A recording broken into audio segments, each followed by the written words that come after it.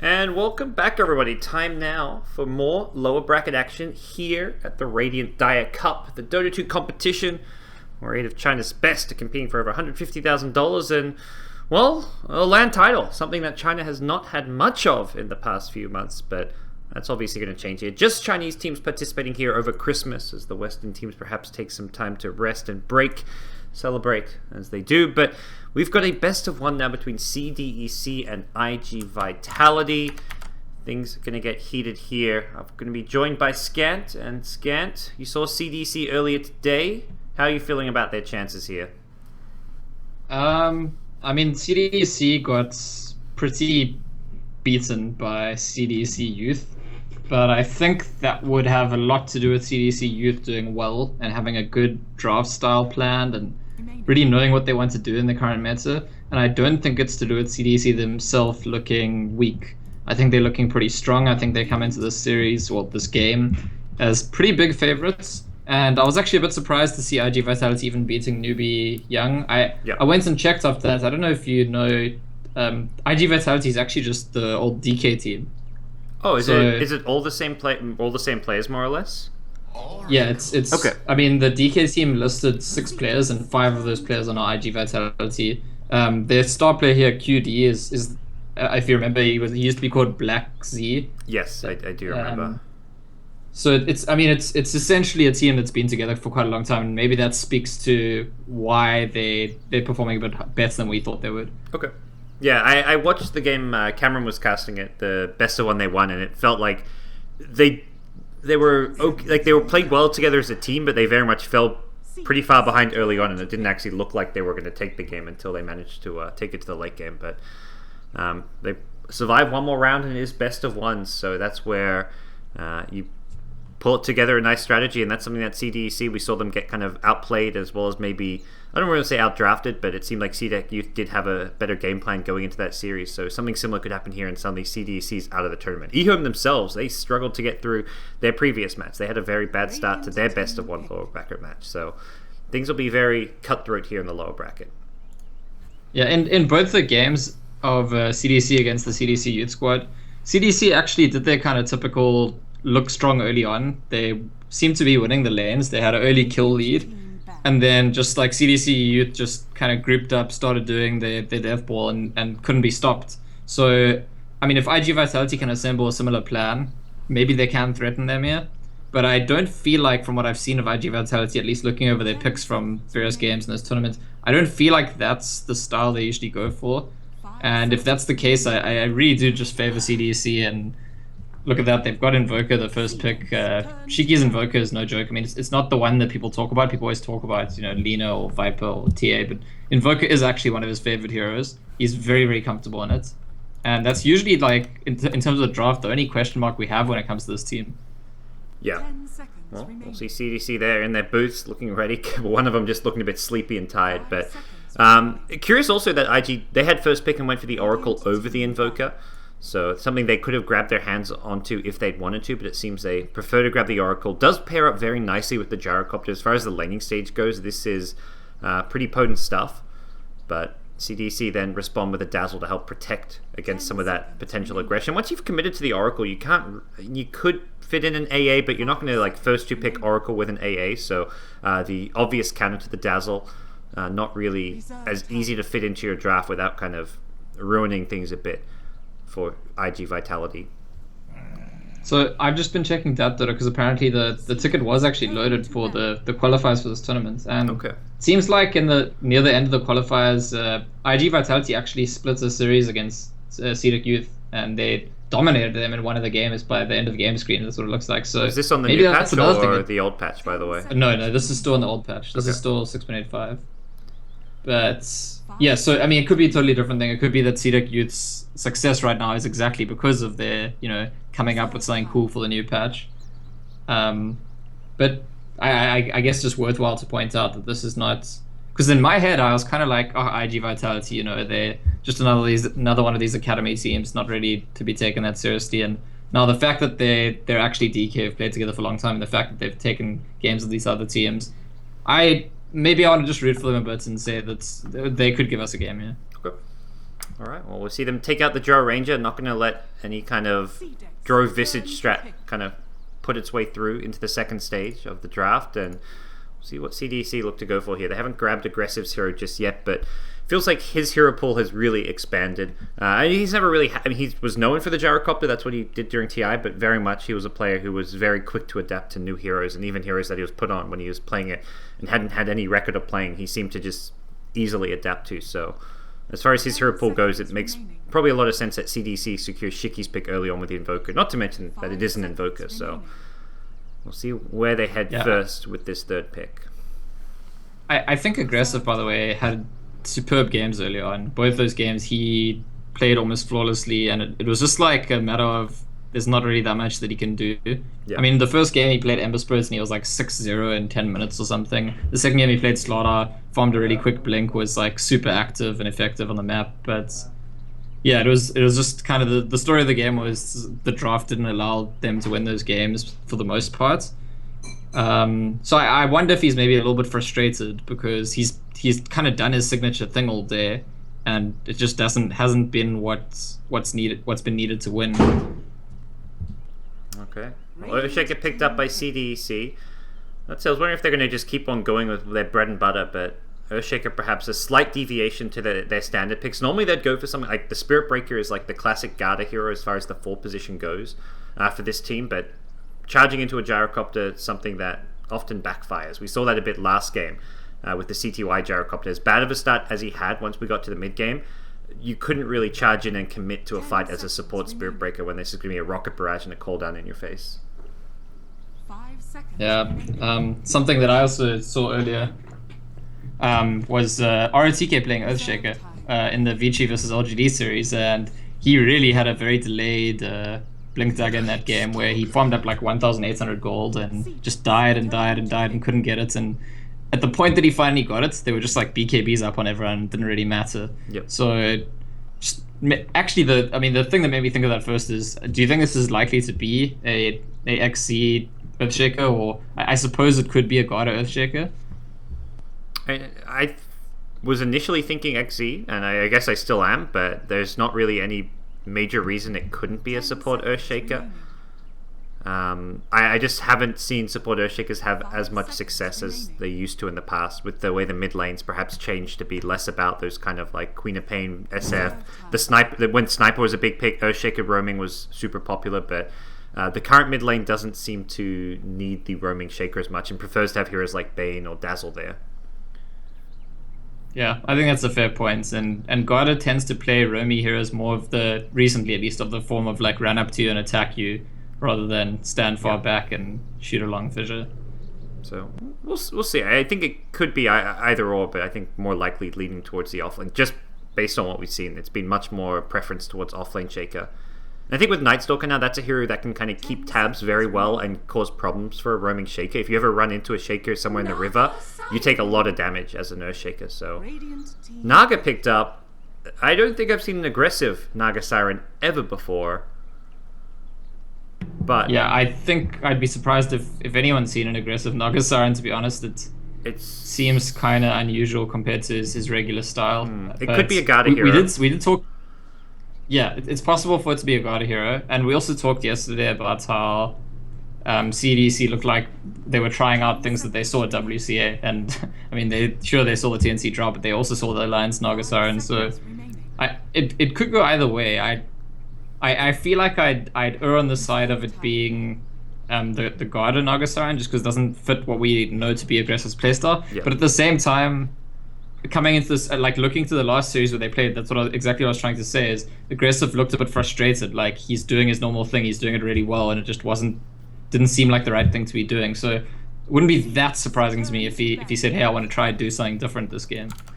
Yeah, and on top of that, like normally you see something like a support Naga, it's to set up for like a big team fight, or also to counter initiate against certain annoying spells, like you sleep during a tombstone, you take the tomb out, then you take a fight.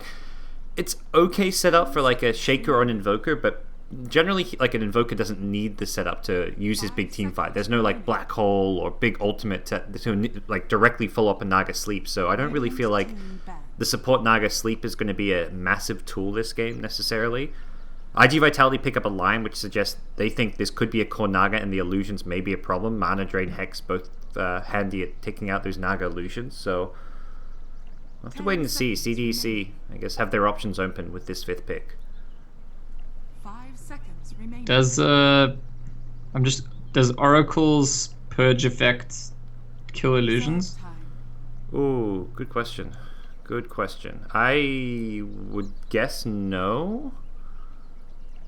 I don't think it does. I also feel like it doesn't. Yeah.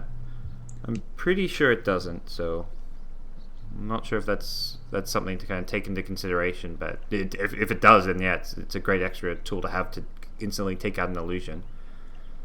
It's actually something we didn't talk about, but it came up at the start of this draft. Is one team here is Oracle, the other is Dazzle, and it's kind of like the face-off of heroes that make people unkillable for a certain amount of time.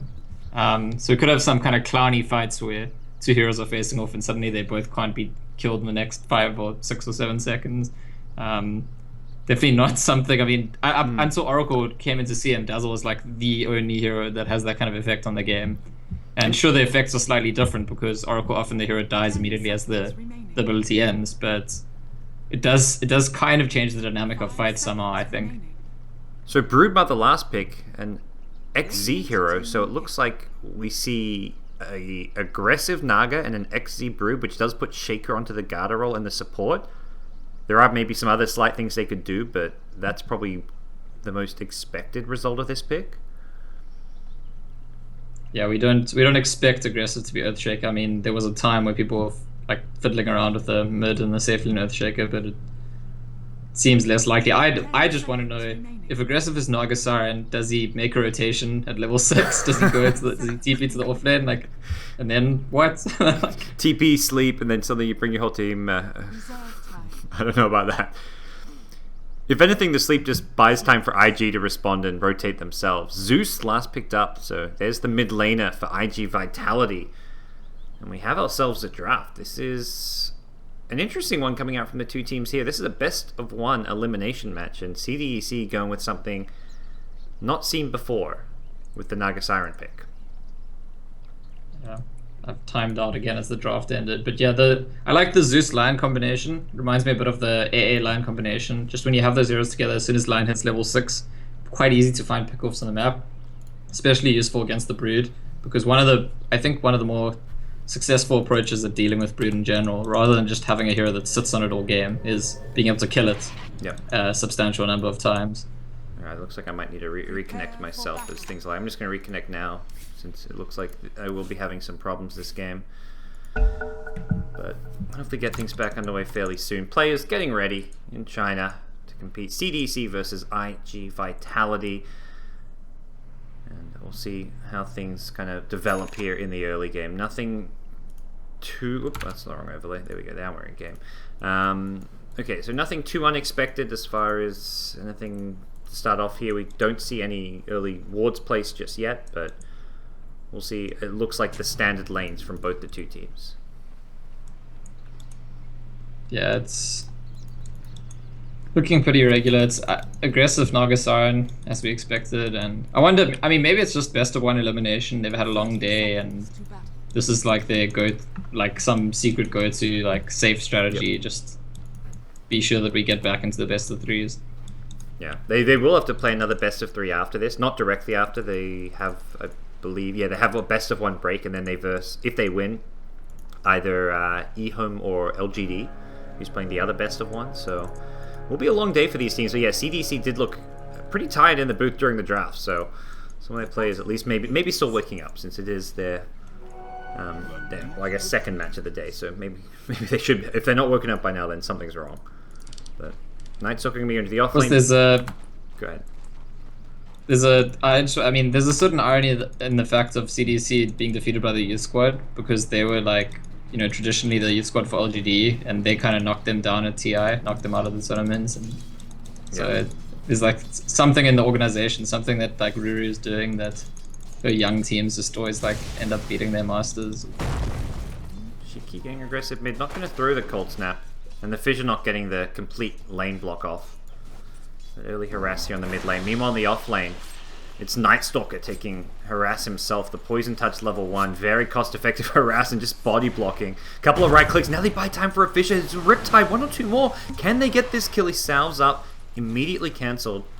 Just to be on the safe side using that salve. Not entirely sure if he needed it. Probably depended on the stout shield blocks, but this is going to be a very tough lane for Night Stalker. And it's already one sign of aggressive Snargasar in that it's going for kills at level 1. I mean, not usually what you expect from the Nog lane. It's usually just like, hey, protect my farm and I'll just keep farming.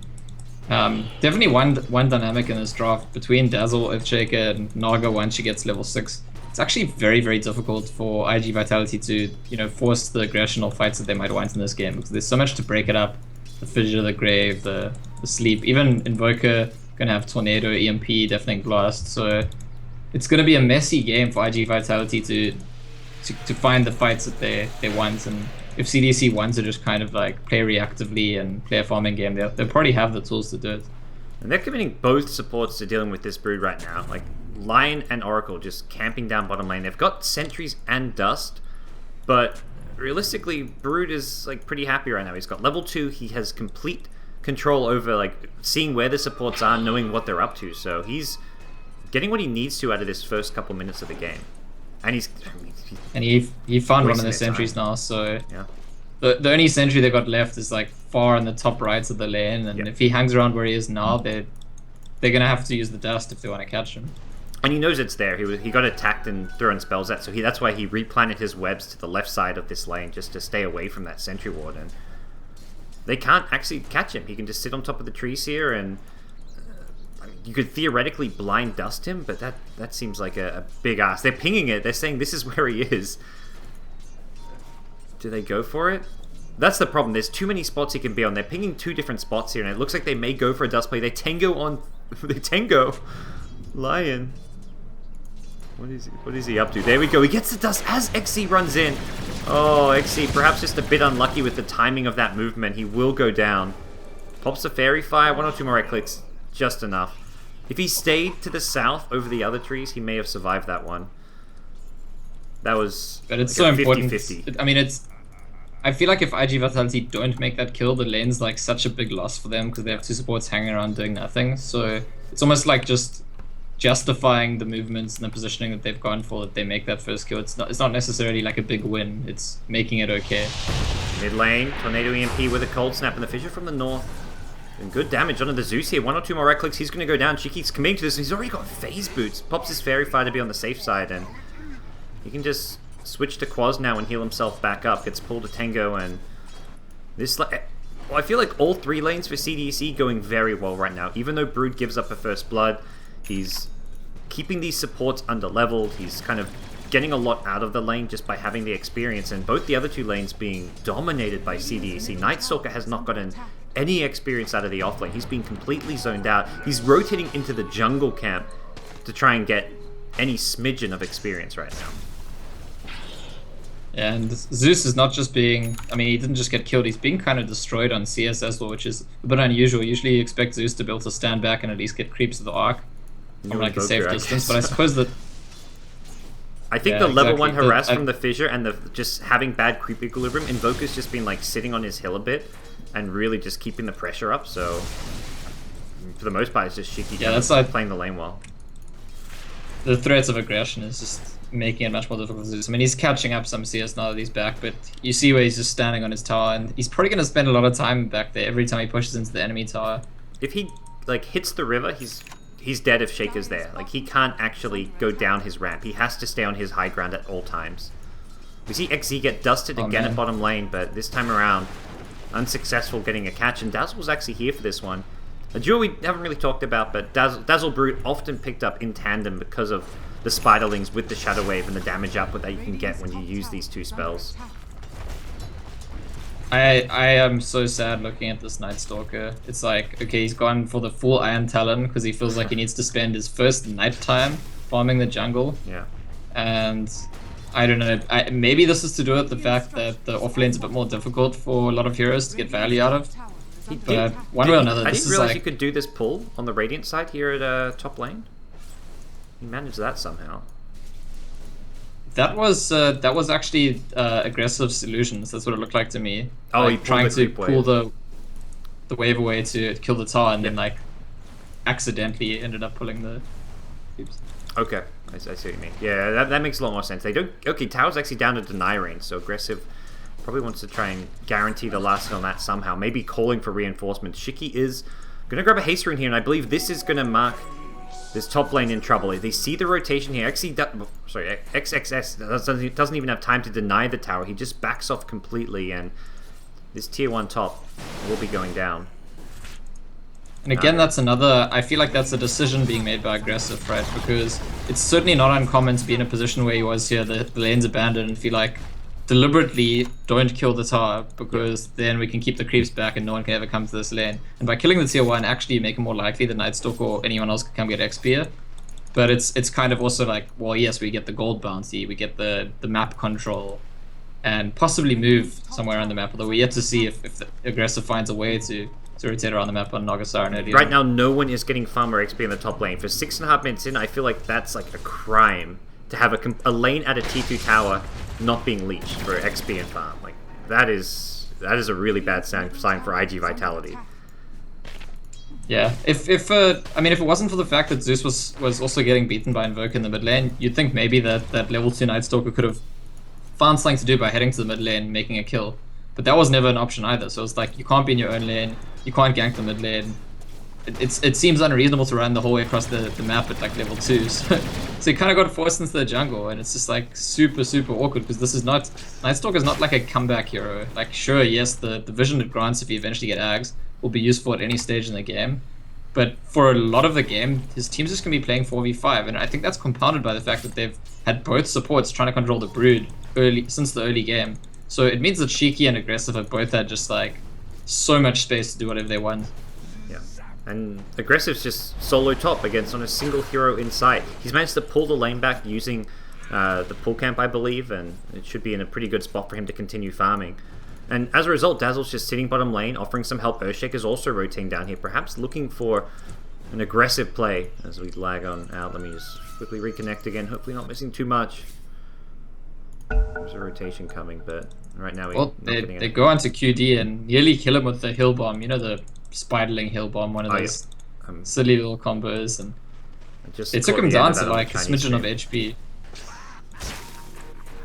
Jarakop there, out of really regen to sustain himself in this lane. The Oracle can provide heals with the Purifying Flames if you want to combo that with the Fate's Edict, but this is going to be a very tricky lane for them to manage. Here we go, and oh, okay, they won't get the Shadow Wave off onto the Spiderlings this time. Dazzle not in position for it, nor I believe would it got on the kill as well. This is actually the first time for an Invoker mid I haven't seen, like the Quaswex Invoker for a while, I haven't seen him go for the Alacrity, like even just the 1 point in Exort. He just went full on Quaswex.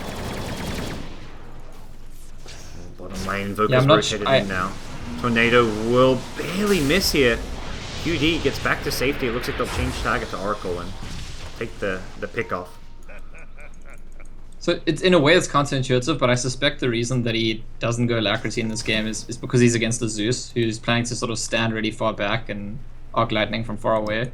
Whereas with the Alacrity board, usually the aim is to get some extra high damage hits on the hero in the lane. It's counterintuitive because he did actually go for kills and did actually kill him, but outside of that for harassment, I feel like maybe the Exalt point would be wasted for this lane because Zeus is trying to make sure you're not in hit range. Bottom lane, they're going to get a kill on the Lion now. Brute coming out from the side, and Lion left on his own with Gyrocopter bullied out. Man, it's a pretty straightforward kill for CDC to pick up. This game is just going as bad as you could imagine. When Naga has had a complete, utter free farm lane for the first 10 minutes of the game, and the other lanes are going poorly. Cooldown even getting used to bottom lane. I'm not sure what that was for. Probably just some Spiderlings, but realistically, IG are just not landing anything this game. Yeah, and I mean, I talked at the start about how IG Vitality actually a team that they do have some experience. I mean, they have been playing together for a long time, but it does feel like CDC just showing like the greater, higher level experience in this game. I feel like IG are not dealing that well with the Broodmother, and they definitely haven't dealt well with the enemy safe lane. The off laner didn't really know what to do. In fact, even the mid lane, it just seems like they've not known exactly how to handle the lanes, and it's shown in all three of them. Yeah. Anytime I just see like two supports like sitting on the lane, just twiddling their thumbs, trying to deal with the brew, but not really doing it. Like they get the 1 kill, it's still not really justified to have the supports just sitting there leeching experience, splitting it 3 ways, not using pull camps, like not helping out the mid lane, the off lane. That's just a terrible sign. But okay, well here's the level 6 Lion. Yes. So that's the smoke Lion. They And force Zeus. the TP Zeus bottom actually now. TP's quite. Q will get slowed down, and that's going to catch him in the cooldown, but he's still got a Grave TP if he wants to use it, and that's exactly what he'll do. Zeus, has he got to cancel for this? No, he doesn't. Oh, he ulties too early. He was still Grave. Oh no, perhaps he'd just been healed enough. I think the Grave had worn off, but the Fountain Heal was going to be enough for the Dazzle to survive it, and with that, CDC turn it around. They get 1 kill, about to become a second with the Urn Charge, as well as another right-click. Shiki takes down Gyrocopter. Oh boy, and the Lion smoked towards top. He lost his Zeus, which meant aggressive wasn't going to be in that much danger. Lion had an Impale Finger, but Naga is pretty tanky at this stage of the game. Yeah, and actually he missed the Impale as Naga activated the haste rune and just kind of like ran out of the Impale range. So. Fissure onto Y Chen, but there's casual harass coming into play here. As Brood now starts pressuring a tower, every single lane being won by CDEC, and some much worse than you'd imagine. I would say, like, looking at the mid lane as well as top lane, things could not have gone worse for IG Vitality. Yeah, they need to make a kill with this Lion Finger and get it cooling down, wait for the next one. I think that's pretty important. To Lion's credit, he's managed to save up quite a lot of gold, so if he does manage to set up a kill with his ulti, that's already going to be pretty close to Blink Dagger, probably like a few hundred gold more. And then it's just about staying alive until, say the 20-minute mark, and you've definitely got it. This seems to be But the way... they needed to. That's what they were trying to do with the Lion and Zeus ulti. Yeah, this seems the way that almost all the Chinese squads are playing with the Lion, is just allowing him to play like the true greedy 4 position. He goes boots first item and then just blindly rushes a Blink Dagger, not stopping off for a Magic Stick, Tranquil Boots. Even not a single small item is purchased. We've seen like 9 and 10 minute Blink Daggers from support Lions as a result of this new kind of trend with the way the heroes played. Yeah. It's definitely the same thing I've noticed. And at the bot lane, Oracle needs to TP up because this might be dead anyway. Yeah. Well, what is that, like a 80% of his HP to Dazzle's heal? Yeah, that was actually ridiculous. Well, Lion is fishing around for a kill here. They've got Finger, they've got cooldown. You really want to be able to find something, but CDC are just happy to group up bottom lane, take towers, and all Aggressive has to do is somewhat play safely and passively behind his tower. Send out illusions if he's perhaps feeling a bit unsafe, and he knows that IG Vitality will be forced back to deal with this bottom lane, where now a tier 2 tower has also been lost. And nice defensive play. He's recognizing that there's heroes off the map who have kill potential on him. Lion and Zeus will be scouted out with some illusion micro now as well. And with that, Aggressive gets all the intel he needed. The Nightstalker actually went back for the Midas, and it has been pretty good in terms of catching up. If you look at the net worth, like this doesn't look like a Nightstalker who got absolutely nothing right at the start of the game. But the cost has actually been that the Nightstalker has been completely uninvolved in the game for the first 14 minutes. And this is second nighttime. Second nighttime, you normally expect him to be involved. Yeah, he needs to be doing something because, I mean, they're just losing towers, they're losing lanes, CDC's getting the items they want, and like, sure, yes, well done, you caught up, but you have to do something now on this Nightstalker. Aggressive, about to pick up a relic for himself, and that's just where, going later on into this game, they don't really have a good answer to a Naga Siren with Radiance and just the general split push coming into play.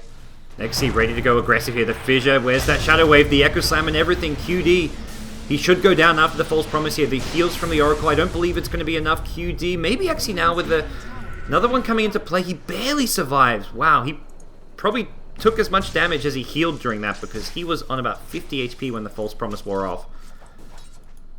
Nice Oracle play. Yeah, but that double heal effect, just doing the trick. But I still feel like it's not good enough for IG because they don't make any kills, and they finally did use the Finger. The Nightstalker finally was involved, and they still don't make any kills. Cooldown going to be used here. Naga Illusions are here though. Can they get this tower? No. Denied by the Gyrocopter.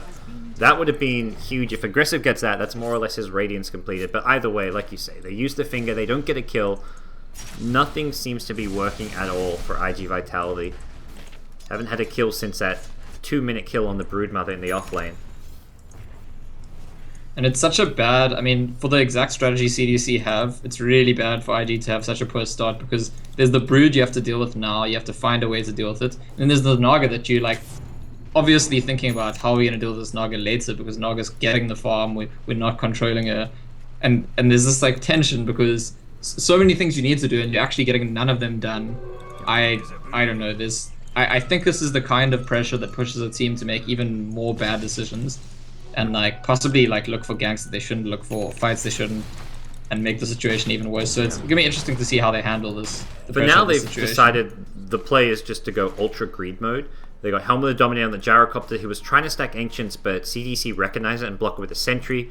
And you mentioned the Night Stalker build with the Midas Iron Talon, but that may change when Lion gets the Blink. That's probably going to be where they look to try and use some of these smokes and make their next kind of aggressive play and their next little rotation. But for now, it is very much greed is good for IG Vitality. They deward the Ancients block, and we'll be looking to get back onto stacking this as soon as possible.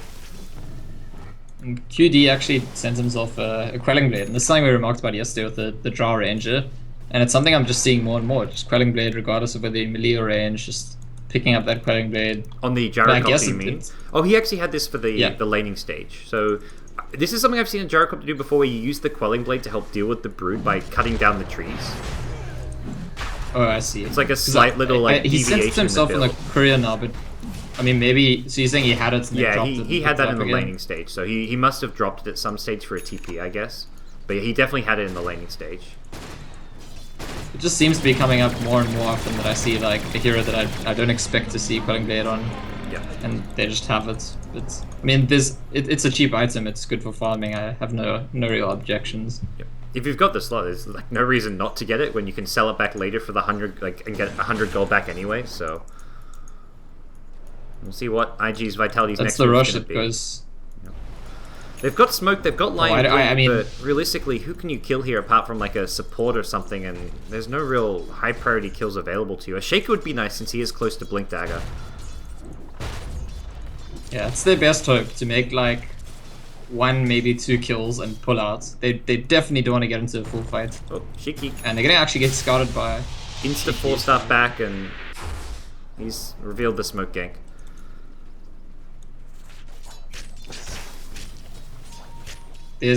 I really don't think there's many moves for them to make right now. It's like, it probably is the right move to be a bit greedy, hope that you get lucky and stay in the game, and then once you've gotten lucky, won a fight or got some pickups, you've got the farm to keep playing. It's kind of what seems like the approach, but it really is a long shot because this approach kind of depends on the enemy team allowing you to. Well, it's actually a really nice long range tornado at the top lane, but just turning on knights and running away. And here we go. Zeus at bottom lane, solo kill by XZ. Not sure if the Orchid was revealed before then. He's had it for some time, so I imagine it was, but Dazzle, call down at mid. There we go. They've got a kill. Lion with the Blink Impale Finger finds a kill, and it's on probably the least value kill of that, as Invoker looks to come in and make a counterplay. He's got Tornado EMP soon. Goes for the Tornado now. Switches to the Cold Snap. EMP available. Shiki going to throw out QD. Could be in some trouble here. Nagas rotated. Used the sleep, but didn't really set up into too much here, as IG will not get any follow-up kills. Yeah, I think there's actually a misunderstanding there with the sleep, because it looked like Garda might be setting up to blink in and ulti something. And then the Naga sleep, and they kind of hesitated and pulled back. It looked like he then wanted to just turn it off. He's like, "Oh wait, you're going on the Gyrocopter. Let me." Like, he thought he was like messing up the gyro kill by using the sleep since it was cold snapped and the EMP was coming in. So, not a big deal. It's so hard for IG to get anything down the map. Like the scouting capabilities of the Brood, the fact that so many of these heroes just can't be ganked now. Shiki with an Aegis and just being an Invoker with 4 staff makes life very difficult for them. So. Seems IG just going to keep trying to farm their way to the late game. IG have got damage, and they've got disables. So it's like, they have... Oh, Zeus is just going to be burst down. This time Earthshake and Broodmother. But what I want to say, you know, if CDC were to overextend, especially on the high ground, IG do have the tools to like clean up and make those kills. Yeah. But I do feel like we're in this position where CDC have to make mistakes, and in the absence of them making mistakes, the game is almost over. It's like, you know, a matter of time.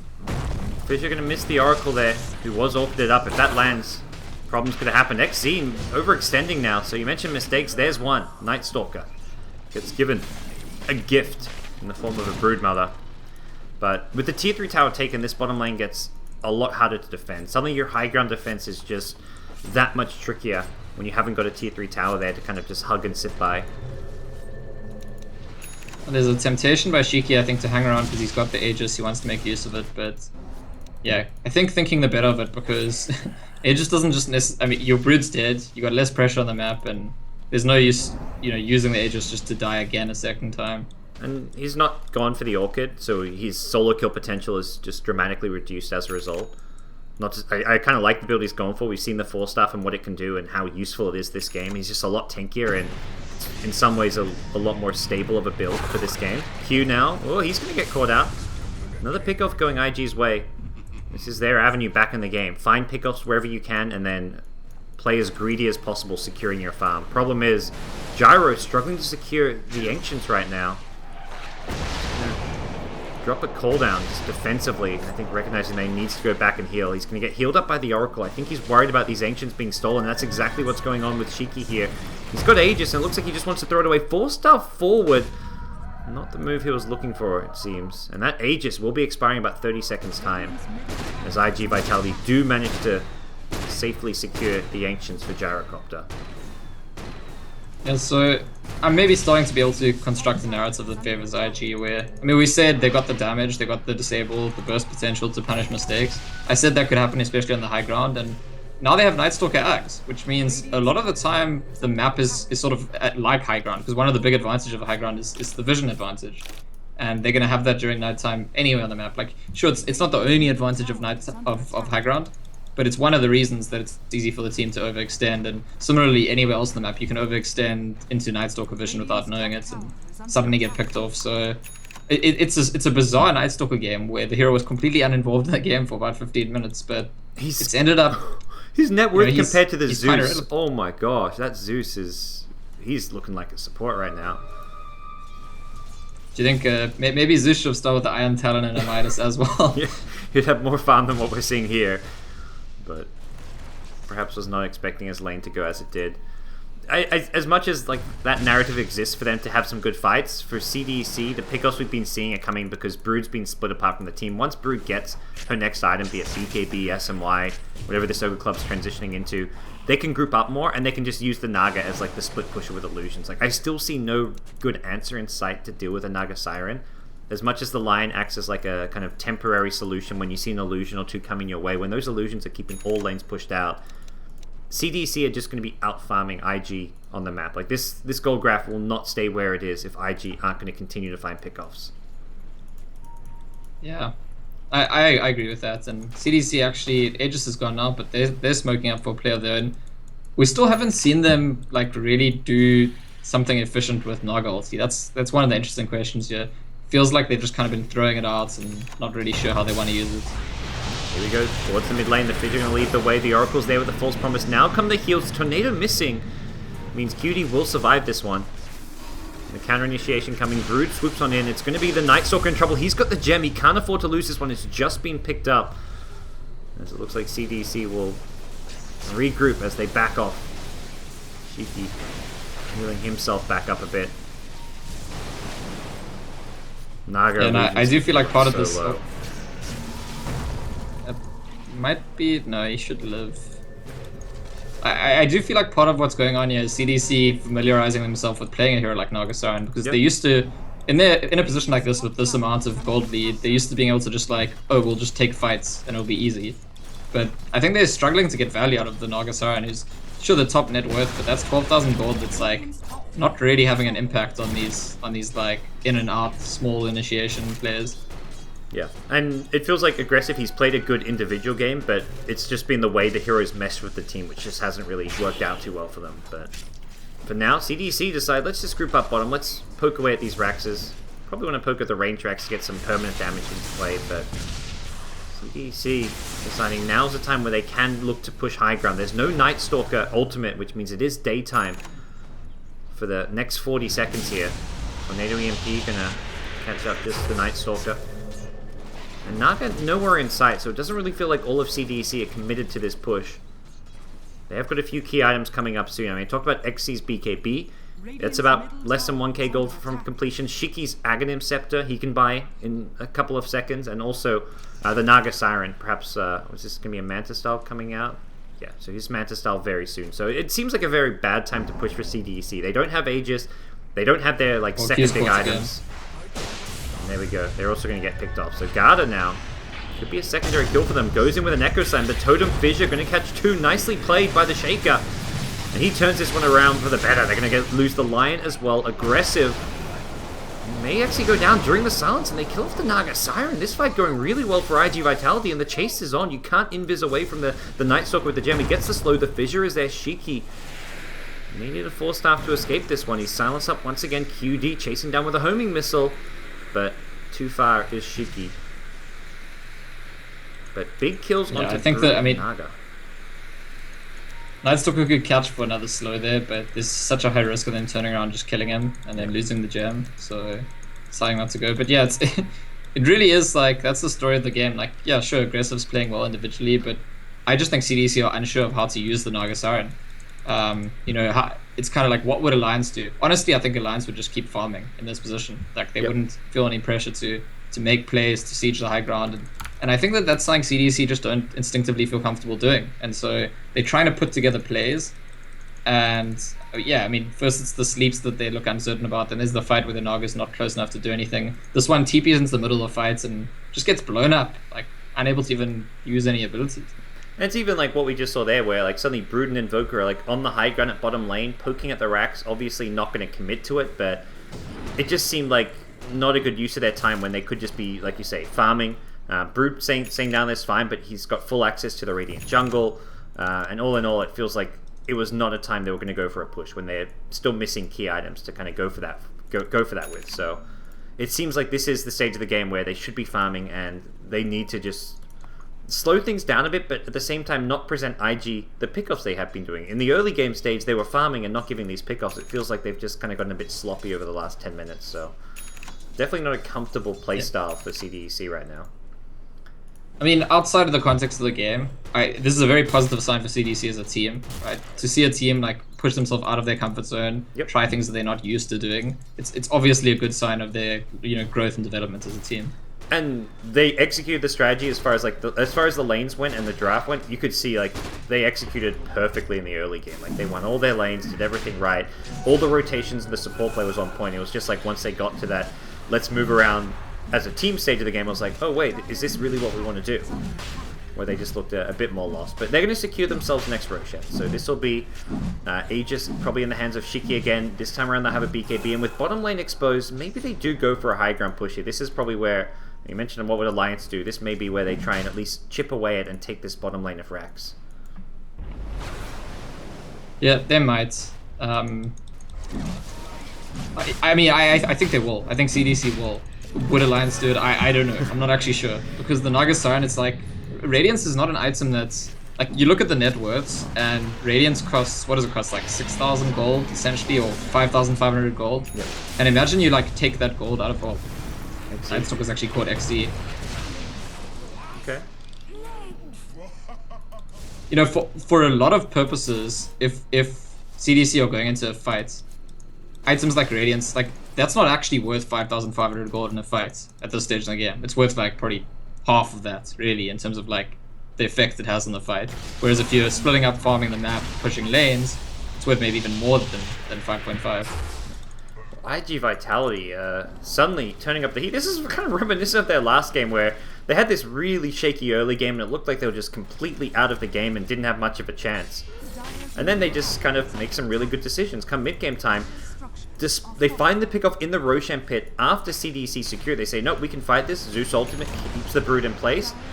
And then now we're seeing them go for another aggressive kill behind the tier 2 tower at mid. IG Vitality are keeping up with CDEC for the time being. Gyrocopter's farm is looking pretty good. SMY BKB to follow up the Helm of the Dominator, and that Dominator with the Ancient Stacks has definitely been a key to IG's kind of recovery here in the mid game. Yeah, I feel like this game is like, should be an inspiration to teams everywhere that like go behind early on, especially to offlaners. But it's like this farming strategy. The approach really was like, okay, we're getting kind of destroyed.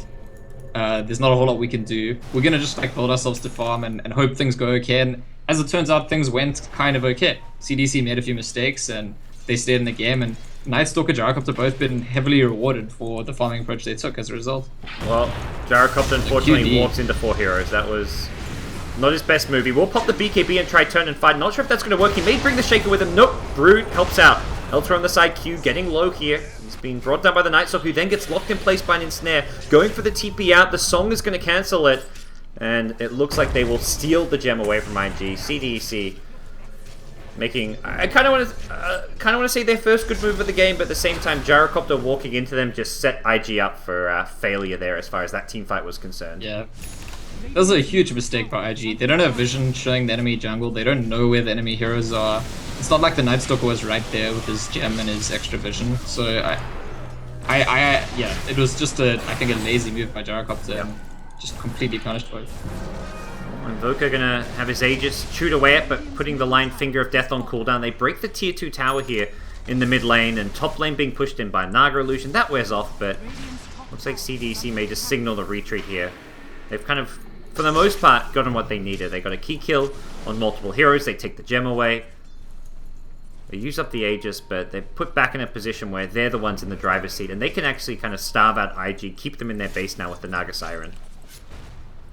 So I want to ask you a pretty difficult question. It's fine if you like don't have an answer, but either lanes. Like almost every support player seems to like favor going for either lanes on like most of the heroes. Like there's some that they're not, but like Oracle's got one here, and it's not even just support heroes. Zeus's seem to rush them all the time. Do you think that like as we go deeper into the patch and come to understand these items properly, are we gonna see as much of the item? Because I'll tell you, my sense is that it's overbought at the moment, and there'll be some heroes that's always gonna be step 1, and there's many others that people are just like, hey, this is cool and shiny and new, I'm trying it out. Like, what do you think? I feel the big thing for supports is just the general stats the items gives. It's a really nice build up and it's incredible stats. Like getting magic resistance as well as HP regen as a support when you're roaming around is fantastic. So it's just hard to compare. Like, do you want an Aether Lens or a Force Staff? Like, for most parts, like, that's probably going to be a big question supports have to ask. Or a Glimmer Cape. Like, those are probably the 3 support items. In the past, it's like Glimmer Cape or Force Staff, and now Aether Lens is kind of thrown into the mix as well. I think it is a bit overboard. I've seen it on heroes where I'm just like, I don't think it's actually that good. Like, when I saw a Visage pick up the item, it seemed kind of questionable. But we'll quickly interrupt that thought. XC nice jumped onto, but the BKB comes off. He does not get chain stunned. Now he's going to look to start life stealing here. But Gyrocopter hits pretty hard, and XC, he's going to go down. He drops a gem as well. Shaker, his Blink Echo Slam doesn't amount to anything, and CDEC have been caught out. They managed to salvage the gem onto Shiki. He gets out. And he's going to be back to we can reduce it at this point to like Naga Siren as a carry hero is not a hero you pick to fight until, Yes. until she's like 6-started. And even when she's 6-started, she's not really about fighting. So it's CDC like find themselves in a position where they're ahead, but not ahead in a sense that converts via winning fights. And that's what they're used to doing. And they keep getting caught out because they used to, the flow of the game, the way they position at various stages in the game is usually based on the fact that if a fight were to erupt, they could win it. And they're not actually that suited to fighting. Yep. Well, But going back to the Aetherlens conversation, that's you hit the nail on the head. I think. Like I just see in this tournament, for example, I've seen all the oracles I've watched have all rushed the Aetherlens blindly as well. Like they don't like, ever think about it. It's just like Aether Lens is the item. Exactly, and it's like surely some of those games it's a 4-star or Glimmer Cape, and it's exactly the thinking I think that needs to happen. What's the trade-off? Like it's not necessarily just about does Aether Lens give you some benefit, because it almost always gives some benefit. Yeah. But is it the best item for the situation? It's a bit like when Glimmer Cape first came out, although it's different because Glimmer Cape really was completely overpowered before they got nerfed a few times. Yep. But there was a sense that some games people were buying Glimmer Capes and they should have bought 4-stars, and now it's just expanded a bit to a third option. There's some heroes where I feel like the item's ridiculously good. I think Zeus is one of them, but I remember like Winter, he was here and he's like, man, this item's actually possibly broken, especially on heroes like Zeus. It's just core. But there was a game in this very tournament where I saw Zeus get 4-star before Aether Lens, and it made a huge play because of that. Mid lane, XC going to jump on in. Lion going to be the target first. He gets taken out of the picture first. The BKB from XC allowing him to fight into the Gyrocopter. They sleep to isolate QD. His BKB being used to run away. And CDC themselves run away during the Song of the Siren. So things will kind of reset here, but... And I think this is a game where we're seeing like similarly, like you look at Invoker, like in the past, Invoker's just kind of Quasworks Invoker. You blindly rush your Orchid, but you can see what a Force Staff can do as like a very fast early game Force Staff is such a high impact item when you're ahead, especially. Like you see that 5-man smoke gang come your way, if you can get off like a tornado and then Force Staff away, it just gives you so much utility to save yourself and teammates. Yeah, absolutely. I couldn't agree more. It looks like Dazzle with that cloak is either going for Glimmer Cape or an Etherlens of his own. I have seen it. I think I saw FNG by Etherlens on Dazzle. It's just for the longer range Grave. I think it can be good worth depending on like the situation in the game. Yeah. Another one I saw that I really liked was Vengeful Spirits. I think it's basically like leveling up your ulti, like buying an item. So that's quite nice. There's going to be a tornado at the mid lane and a fissure, and Gyro needs to run away, but I don't think there's going to be any chase here. There were those 2 spells. Except Neither of them actually landed, unfortunately, for CDEC. Yeah, just cast on nothing. I'm not. You can see I'm not a play-by-play caster. It was just funny. I was like, okay, tornado missed. Oh, fissure missed also. Whoa, no. So this game is kind of like forcing CDC into the position where Nagasaren's meant to play to anyway. Like, you know, farm, control the map, get more farm in your team. And they've, you know, it's almost like they've not been willing to play the game that the hero wants to have played, but they're being forced to do it in the end. And I think that the game ends favorably for them if it keeps going at this rate. Yeah. If they like keep forcing fights after fight after fight, they could still be in trouble, but it looks like they're kind of being pushed into this split up and farm the map style, and I think they still have a significant enough lead to probably close out the game if they stick to that kind of split push approach. They've lost a lot of it, and I guess in some sense gifted IG some comeback potential, and also not secured their late game. Like there's some, like perhaps they could have gone for like a Midas on someone like an Invoker if they want to have more late game farm, because you look at Invoker, you're 7-8k net worth behind the Gyrocopter, which if you were winning as hard as you were in the early game, you would not like you saw where they were 20 minutes in the game, you would not expect Invoker to be this far behind Gyrocopter. You'd expect them to have extended his overall like farm to kind of at least similar level to the Gyrocopter. But yeah, definitely. But yeah, Shiki hasn't really known. I mean, he's ended up, after looking like very confident in what he wants to do early on, he's ended up a bit confused. There's kind of a knock-on effect of Aggressive being a bit confused about what he wants to do. And I think there's just been mixed signals in their communication in their team about like, are we going there? Do we want to make this play? No, actually we're not. I mean, one of the things that epitomizes it is the actual fights where we saw Naga using ulti in the middle of some kind of combination, then actually changing her mind. Happened a couple of times. Shiki is going to finish an entire BKB now, which I think is a very important pickup. If you look at the side of IG, where the damage comes from is Gyrocopter plus magic. That's it. There's no non-Gyrocopter physical damage. yeah.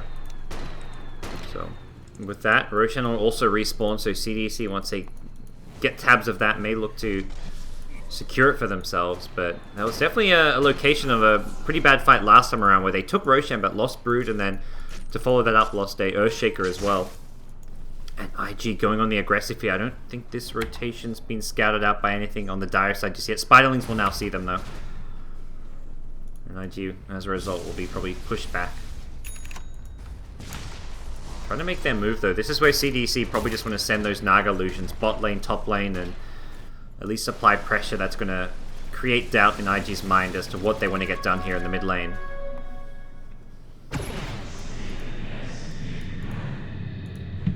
Looks like I've been disconnected again. Gonna try jump back in. Oh, no problem. But yeah, IG, they're playing very aggressively here in mid lane, and there's no real signs of split push just yet coming out from the side lanes. Aggressive going to pick himself up a Diffusal Blade. And right now we do see the Brood. Top lane has managed to get some split push going, Spiraling Army and everything, and IG at some point will be forced to retreat and defend both bot as well as top lane. TP comes out now from the Gyrocopter, and the problem is you TP the Gyrocopter, suddenly Roshan exposed, something that CDC could look to secure. It will get harder and harder to bring down though, now that it's getting tankier. That's something where IG Vitality, they scout it out, they send the Gyro Creep in there, and they will be using this to Kind of looking to detect when CDC go for this. As soon as Gyro pushes out one wave at top, he's already rotating back towards the Roshan pit. Do you think is Diffusal Blade the correct build-up for Naga Siren here? I didn't think so, but I feel like that's not necessarily... It's more a fighting item, the Diffusal Blade. We'll get back to in a second here. They're looking to contest Roshan. The Zeus ultimate keeps XZ in the pit for now. The EMP used defensively, and IG have managed to prevent this Roshan from happening for now. Problem is, there's a decent amount of Spiderlings at the top lane, although they're actually going to go kind of die to the tower. I believe they should just be probably pushing out the creep wave. It just feels like the Naga Illusions are never pressuring the bottom and top lane. We haven't seen them do so for some time here. The cooldown comes out. They've called out Shiki BKBs, but already very low. The Grave from Q keeps him alive. As Aggressive sleeps and gets back to safety. Both BKB on Invoker and Gyro being forced out. And I guess you can see now, Gyrocopter is out of mana, so the Diffusal Blade from Naga, that's kind of one of the side effects of that. And oh, he actually kills Lion with Illusions. Okay. Yeah, they're gonna go back into the rush pit now, maybe, but I completely agree. It's like the lanes have been pushed, but it's almost half to do with Brood as much as it's Naga's not like images all over the place. And that's meant to be the points in the Octarine core, right? Why you brought it in this build up that you can have them that often and send them everywhere. I just couldn't believe IG got 5 heroes up to this mid tier 2 tower, and they just sat there for about 30 seconds to a minute while Brood eventually went top to split push, but at no point was Naga in the Radiant jungle, pushing bottom, at top lane, pushing that. It just felt like, up until this stage of the game, Aggressive, he played the Naga very well, but now we're seeing like some signs that not just the team as a whole uncomfortable playing around the hero, but even like Aggressive himself as a Naga player isn't really in his comfort zone. Yeah, I think the only hero we've ever really seen him play a lot of split pushing on is Ember Spirit. And Ember Spirit has the kind of like luxury of being able to TP in and out of lanes. Yes. In quick succession, and so it's not a decision. Whereas here, I feel like he's maybe being a bit crippled by the decision making, because if I TP to that lane to push, and a fight breaks out here, I'm not going to be there. And that's something like, if you watch the way Aggressive plays, you can tell it pains him that a fight might happen, and it's possible that he can't get there even if he wants to. Yeah, I think that's a pretty good description of what's going on here for CDC and for Aggressive himself. And something, it's probably, like, as Naga, like, your Octarine core allows your boots to travel 33-second cooldown. Like, realistically, your team should just be able to buy a little time while your TP kind of cool down, should you TP to a lane to split push.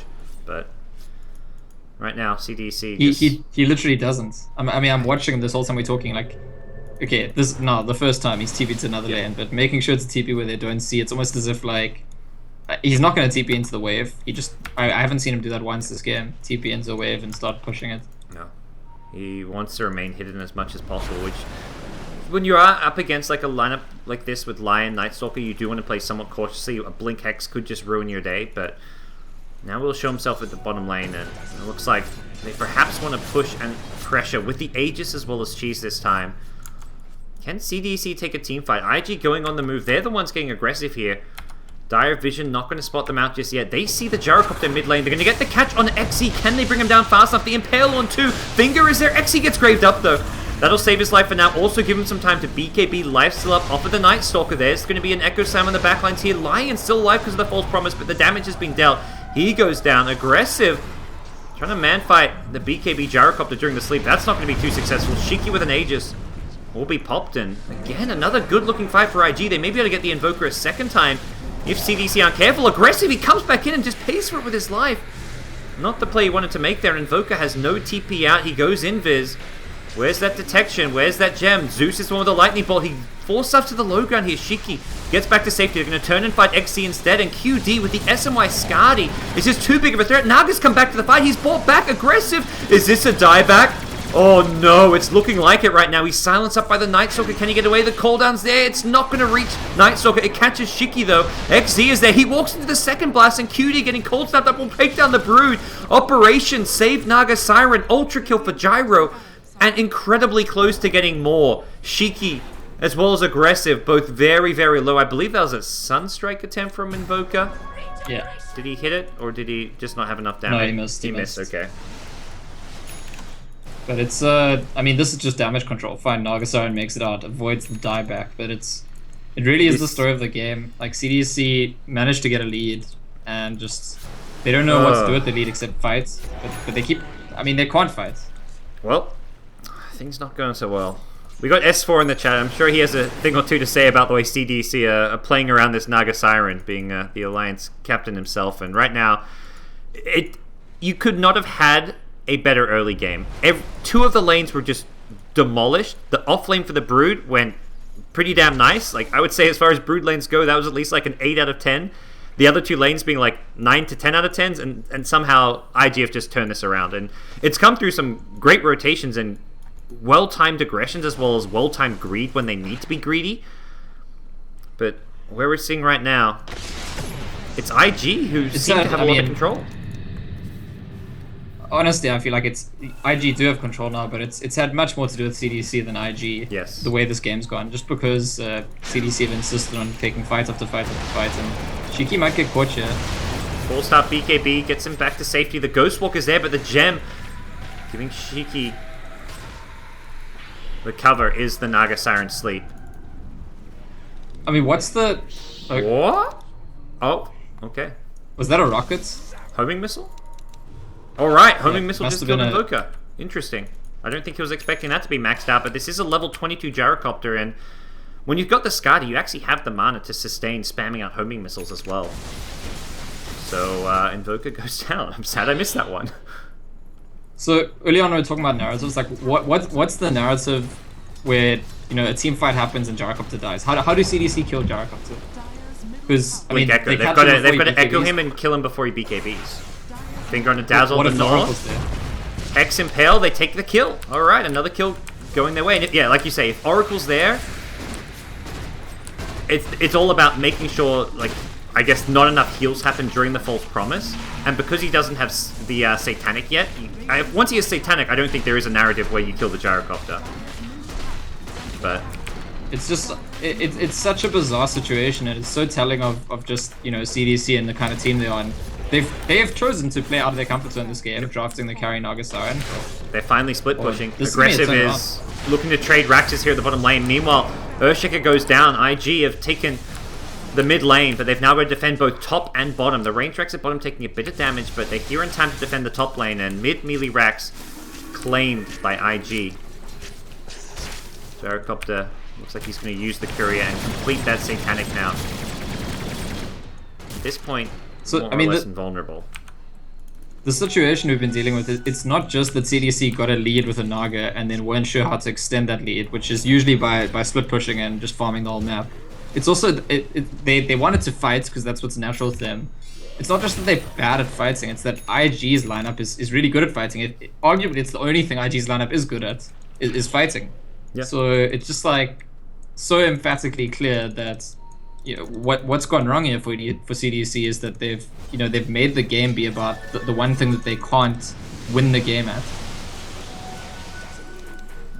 And the Oracle, I feel like, has been a continuous thorn in their side, because when CDEC, even if they get the jump and decide to fight, that False Promise has come into play time and time again to kind of give iG the time they need to just take those team fights and keep their cause alive. So definitely been a impressive performance coming out from the Oracle. Hero, who I feel like has been prioritized as one of the top picks, but hasn't really shown it so much. But this game feeling a bit more like one of those good Oracle games.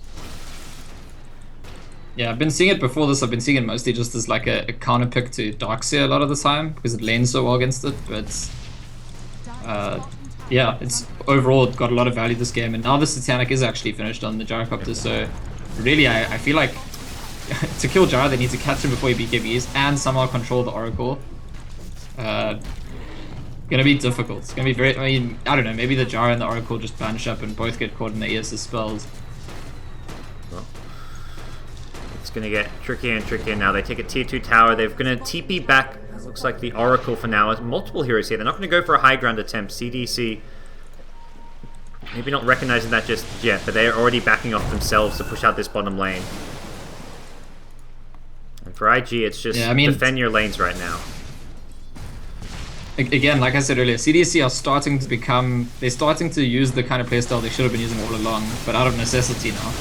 Because it's like, okay, like let's just accept we're not winning these fights, and so every time IG group up. Now CDC are doing the split push game. Yeah. But I think IG are playing an intelligent game to go back after each objective. I mean, they could have pushed the high ground there, but they say, it's fine, we got a tier 2, let's go back. Let's not take the risks. Push out all the lanes before each time we go for an objective. And I think it's the appropriate approach. Mjolnir going to be the pickup for QD now. Oh, Courier goes down to the Spiderlings, but he does pick up his Mjolnir. So they lose the Courier, a bit of gold going the way of CDC, and Mjolnir for Gyrocopter to help deal with the Naga illusions, give some extra AoE. They're going to get the Zeus ultimate off. They catch out Q here on the Dazzle. Unfortunately, he did not get the Hex onto the Invoker. He gets the BKB off in time, so just the Dazzle kill. Almost had the ability to get 2 heroes there, but even just the 1 kill. Going to keep IG in a fantastic position here. And I believe this is what QD did earlier as well in their game against, was it eHome? Or, wait, no, against Newbee.Y. Yeah, and he was playing Clinks, right? And he finished a Mjolnir, right? He got a Mjolnir as his 6th item. Like I guess he was against PL as well there, so it is also to do with illusions. But I'm tempted to say that it might be one of his preferred like build into late game fighting items, which makes sense because it gives you like two extra sources of damage and your attacks and hyper fast attack speed. QD onto the high ground here. Not worried about the split push just yet, but Naga is in position at the top lane, aggressive. Has TP available to get him back here, and there's just so much sustain. QD doesn't even care about the damage he takes. He's going to get healed back up. TP top from the gyro. It looks like they say, let's make sure this split push doesn't plague us as CDC move forward at the bottom lane, trying to see if they can catch anyone, but not going to find too much. So this game will drag on out. This next Roshan coming up soon. I feel like for CDC, getting an Aegis of Cheese doesn't really mean too much as far as them being able to win the game, but it is definitely important to maybe stop IG getting Aegis and Cheese. Not that the Gyro can carry either of them, but for like a Night Stalker or for a Zeus, it does give them that extra life. Yeah, it's always got some significance. But CDC looking like they, again, I don't know, maybe they think it'll be surprising. They, again, looking for a fight. Okay, well, they're going to run right into the Night Stalker, so it works out nicely for them. For now, Lion blinks into the Deafening Blast, and he gets Echo Slam, does knock out the spell, but the cooldown is perfect. QD flaks through the backlines as well. He's now ensnared up with the BKB, takes out XZ. His right-click damage too much, and the sleep going to be used to retreat the hell out of here. QD beast moding on the front lines, and not a single loss. No buyback on Brood. Actually, no, Lion Vault back. Brood just bought a Basher. Oof. So no buyback for him. It was a buyback used by the Earthshaker. So Shaker's back in the picture, but he's got no Echo Slam. They may just go for something like the Throne here, dare I say it. Zeus has got 6k gold. What's he going to be picking up here? Hexa, it looks like, with the ultimate orb. They should be able to get some kind of objective because they'll figure sooner rather than later. As soon as they get to the high ground, I think they'll realize the Brood doesn't have buyback. Whether they want to go back for the rush or they want to get a side of Rax or even just a base tar, they should definitely be able to get something. Well, there's QD eating an entire Moonshard, so first Mjolnir, then Moonshard. The attack speed on this Gyrocopter is actually really, really high now. Yeah. Well, he's ready to come on down towards this bottom lane now and just take the high ground. There's creeps on the high ground in mid lane, so they don't need to wait for any creep wave at bottom. Gyro will just get Tornado EMP delayed. Full stuff in will just BKB. Flax as well. That's going to do some good damage to heroes like the Shaker, and they get just a tier 3 tower with the BKB wearing off. They play it safe, they back off, and now they've got split push to worry about. So it looks like the only objective they're going to get is a tier 3 tower. They're going to have to defend the Rat, and both bottom and top lane being pressured. Bit by bit though, CDEC still losing bits and pieces of their base. It's difficult to judge how much is to their credits and how much is like about CDC. But I feel like IG Vitality is doing a really good job of like dealing with the split push, of, you know, not getting greedy. They take a tower, they go back. They take a tower, they go back. Not getting into those positions where the enemy team's in your base, you're pushing them, and then suddenly there's all this pressure to make, you know, aggressive plays, and you overextend, you make mistakes, you get punished for it. To some extent, it probably is on CDC, maybe not applying as much pressure as they could, or doing the split push as well as they could, but there's also a sense in me that IG are making the correct decisions, that they're playing around it well. Yeah, and even in the early game when they fell dramatically far behind, as much as CDC didn't play their draft perhaps how they should have, IG have been making the right moves from the get-go. Playing greedy for the most part, finding pickoffs, using the line very effectively, and now controlling the late game. Well, they've got a ton of gold saved up on multiple heroes. Zeus can almost buy a Hex and have buyback. Night Stalker has 5k gold. And you mentioned how they're playing against the split push. Well, they're also playing the late game in a very cautious manner. Everybody just making sure they hold onto buybacks at all stages of the game. The exception right now being the Lion, who bought back in the last fight. But for IG, it's just very cautious play. I think they can smell victory. They just don't want to make a big mistake, knowing that CDEC can capitalize on mistakes so well.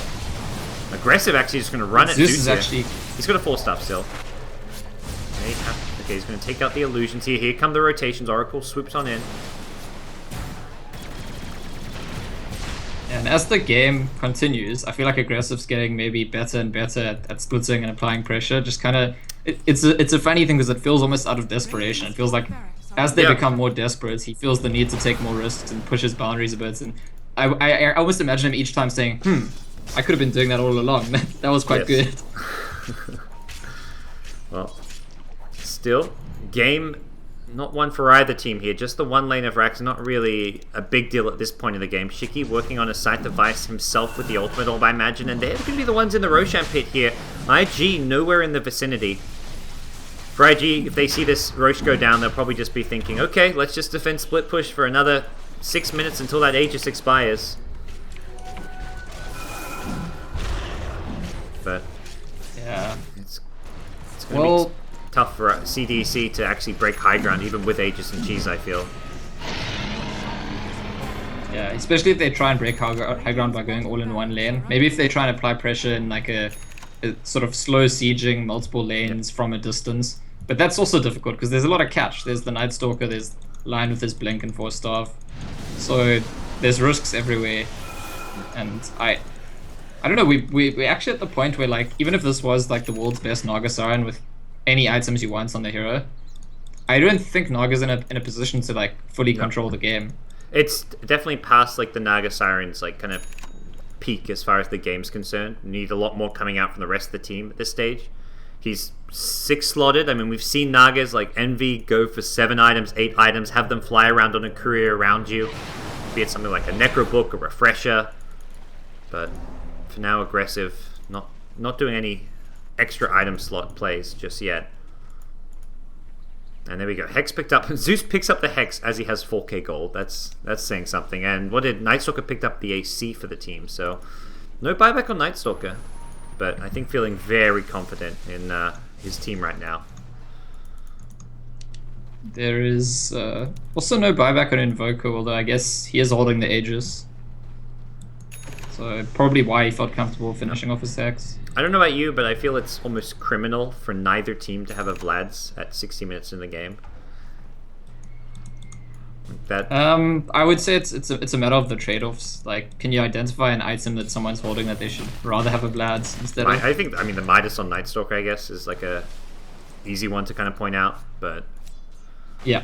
I think I agree with that one. I mean, Brood could, I guess, Brood wants to go for bigger, more late game items with how things are progressing, so I can understand why maybe Brood hasn't. So for the CDEC side, it's a bit harder. I think most of their items make sense. Earthshaker has the Blink, Force, and Glimmer, so maybe the Shaker could have fitted in. But I think the main one is like the Night Stalker not having it. It's just such, I mean, percent-based bonus damage in the late game. It's just, it just seems like a necessity to some extent. Yeah, and giving everyone armor and giving everyone lifesteal. I mean, it's big value. I agree. Oh, he misses the Echo Garda! Oh, he's fumbled it. The TP coming in from Gyro does get cancelled, but Gyro is near enough. That's not going to matter too much. Naga Illusion's chipping away. I feel like, okay, but at this point, maybe Naga can't get a Rex. I just feel like so long ago, the range Rexes should have been taken away. I feel like that's another thing, like, the Naga's not done right. It's just continually chipping away at the melee Rexes, which are like, oh, they'll just heal up later. Yeah, the range Rex is not a big deal, but it's a decent amount of cash, and it's a little bit of extra pressure onto the lane. And I think he got a hint of it right there, actually. It looked like. Because what Nagastar can actually do is sleep the enemy team in one lane, send images to the range racks in another lane, and just kill it with your images. Yep. I mean, that's when you talk about what Alliance would do, and that's kind of how they won some of those final games against LGD, which was just ignore the heroes by sleeping them and have the rest of the team. Like some games it was like someone like Bulldog on Prophet, Other times it was just loaded with his illusions, hitting the racks itself. And the S4 Tiny, don't forget. Oh yeah, oh yeah. Radiant's top barracks are So, under attack. Spiderlings coming in. There we go. Let's chip away at the range racks. Who cares about feeding Gyro gold at this point? You do 100 damage to range racks, you give Gyro some gold. No big deal. This Gyro is maxed out, and that's not changing. Yeah, you gotta assume that Gyrocopter's got infinite gold at this stage. Do you feel It's like one he of those needs small to... things where, like... Sorry, do you feel like... I was just going to ask if you feel Gyro needs to, like, exchange any of these items out. I feel like the big item he may want to... I don't know what he replaced would be the Butterfly, since neither carry has NKB.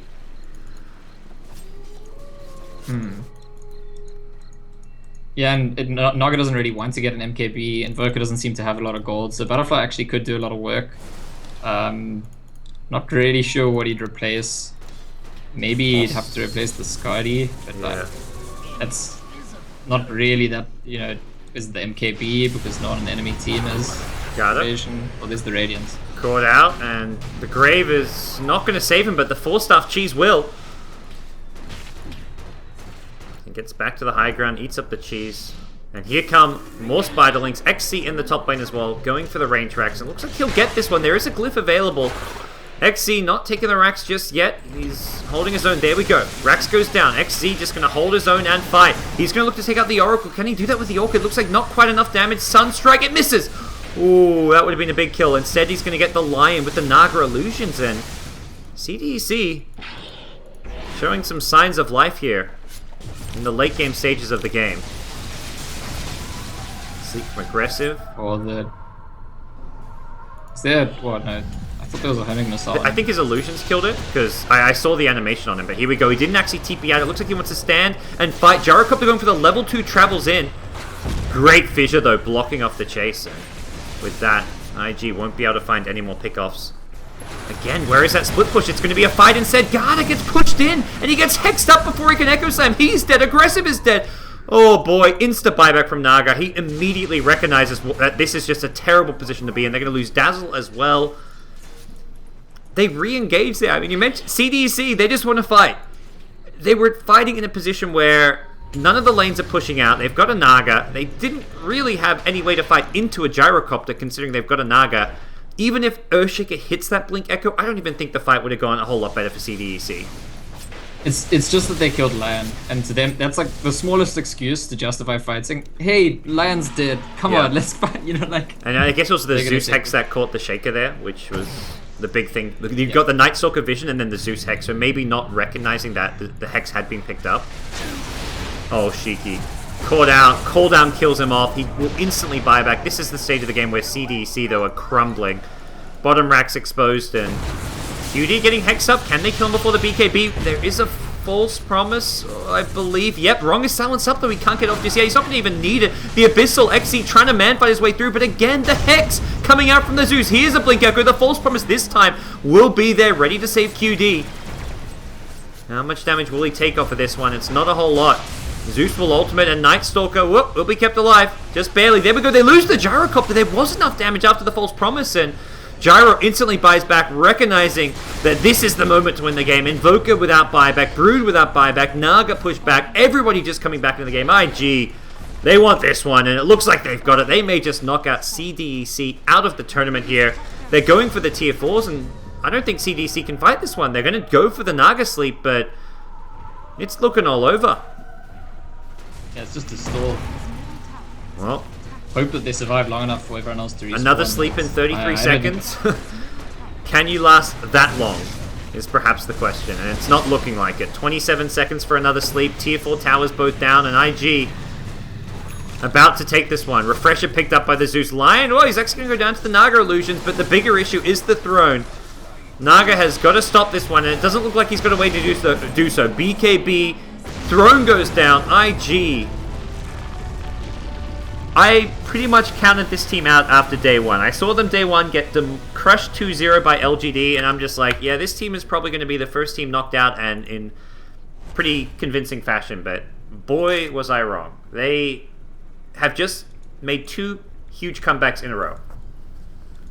Yeah, remember, this is, like I said, this is the old Team DK. They are like they've been a staple tier 2 team in China for a long time. And now is probably the best time there's ever been for tier 2 Chinese teams to be like motivated to push that a little bit further, push that a bit harder. With the success of CDC, with the success of EOM, even in this tournament, the success of CDEC Youth. Obviously, we can't ignore the fact that CDC themselves just like they were trying something different this game. They pushed themselves out of their own comfort zone. Great for them in the long run, but in the short run, they didn't really know how to do it, and it shows in this game, and they lose the results. But obviously, yeah, credit to iG Vitality for exploiting the weaknesses of CDC, being outside their comfort zone and making the right plays to stay in the game and eventually close it out. Yeah, for CDC, this is a game they have a lot to learn from. I feel like they could spend hours just watching this replay, talking about what to do at various stages of the game, and work from there if they want to continue to run drafts like this with specifically the Naga Siren, because that was obviously the key hero that changed up the entire game plan for CDC. And after the early game, the laning stages and how well that went, CDC just, yeah, they were lost. It wasn't CDC and what they want to do. I mean, you could see they tried to play their classic CDC. They tried to fight, but very much to their own detriment. So iG Vitality will move forward, where they will await the winner of LGD versus eHome. That's correct. Yeah, LGD versus eHome. That's going to be our next best of one in the lower bracket. So who knows? It's been best of ones up until now. I feel iG definitely a team who will struggle more in best of threes, though, Scant. Yeah, absolutely. I mean, they're also, yeah, I don't know. It's also, I feel like the way it works when smaller teams are beating bigger teams, with each subsequent sort of upset, the next big team is like going to take them more seriously and be more prepared for what they're going to do. That's why I was saying earlier to Basecamp as well that I'm very interested to see tomorrow how Vici Gaming prepare for CDEC Youth, who have done something quite similar to win their way to the winner bracket final in each of their games. And it's going to be a lot about the draft in that game, and it's probably the same thing. Well, actually, to be honest, with iG Vitality, it's not necessarily about the draft. It's not that they're doing something specific. It's just about not underestimating them, because where there are weaknesses in your play, in your draft, in what you're doing, they're actually a good enough team to exploit it. They know what to do. They know how to beat you, and take them every bit as seriously as you'd take anyone else. And I think we'd see either LG or EOM probably beating them. Yeah. I agree with that, but I would have also expected CDC to do the same. I guess less reliable than best of one. But guys, there's more Dota 2 action coming your way. We've got a best of one, LGD versus eHome, followed up by that best of 3. We'll see iG Vitality in action once again in the lower bracket, but they've got to await the winner of LGD eHome. Don't go anywhere. You're watching the Rad&Dire Cup 2015. I'm GoDz, joining me as Scant. We'll take a quick break and then bring you guys our next best of one in the lower bracket. Stay tuned.